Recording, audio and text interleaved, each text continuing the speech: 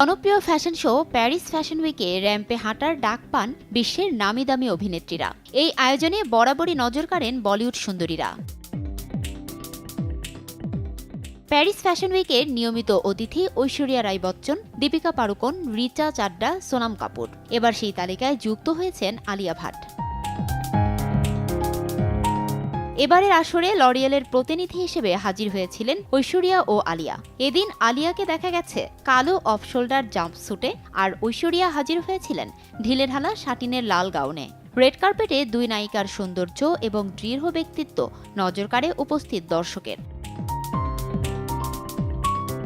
এদিকে বেশ কয়েক মাস ধরেই অভিষেক ঐশ্বরিয়ার বিচ্ছেদের গুঞ্জন রয়েছে। নায়িকার হাতে বিয়ের আংটি দেখতে না পাওয়ায় অনুরাগীদের মনে সন্দেহ আরও জোরালো হয়। তবে প্যারিস ফ্যাশন উইকে বিয়ের আংটি পরেই এসেছিলেন নায়িকা। নেটিজেনদের একাংশের ধারণা, বিচ্ছেদের গুঞ্জন বন্ধ করতেই এমন পন্থা বেছে নিয়েছেন বচ্চন পত্নী।